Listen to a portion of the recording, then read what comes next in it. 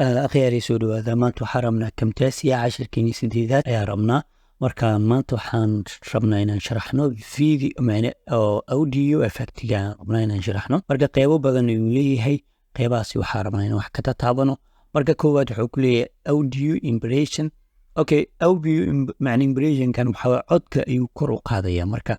أو لكليو codkii halkan ku jiray ayuu kor u qaadayaa marka codka markaad adiga aad soo jiido xoogaa halkan keento codkii wuxuu ka dhigayaa mid xoogaa lowdi oo kale uu ka dhigayaa marka koowaad markuu saas ahaa xoogaa aan halkan aan keeno codkii wuxuu ka dhigayaa introduce annano codka xiga aan soo qaadin wabajeeda codkii ayuu kor ku dhigayaa lowdi ayuu ka dhigayaa okay haddana kan kale markaan soo emphasize way codkii way ku ta'kiidinayaa marka badana lama adeegsado asigana wabajeeda marka kan ugu muhiimsan waa kan feed out waaye okay feed in waaye feed in halkani ayuu markaas dhibic kale lagu sameynaya halkani hoos aa loo celinaya bal aan aragno uma jeedid waxaa laga dhigay dhibicdaas oo kale waaye codka markuu soo galayo waxaa laga dhigayaa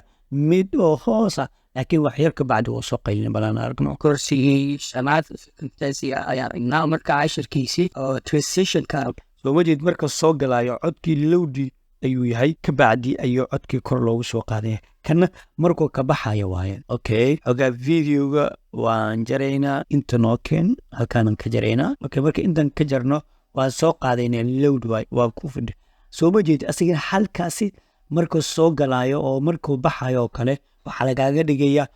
mid oo daciif ah lagaaga dhigayaa marka kaas intaasoo ugu gudbaynaa kan ugu muhiimsan waxa weeye kan waa nose removal waaye codkii oo shuucaada oo ka saaraya wixii shuucaa ku jiray marka lagu dhufto balaan aragno xoogaa igsana fahanti marka badan codkii shuucaa kuma jiro horeyaan ugu soo saaray laakiin wado kale loogu soo saarayn waan idin tusi doonaa dawla awoodan ugu soo marka kan ugu muhiimsan la adeegsana waa ka waay clipping speed clipping speedka codkii waan ka saaraynaa halkan ku jiro oo audio waan ka saaraynaa balaan aragno marka clipping removekan aad buu u muhiim yahay videogan 5 daqiiqo socona waxaa rabaa inaan ka dhigo 1 daqiiqo oo kale aan rabaa inaan ka dhigo waan soo qaaday halkaanaan keenaya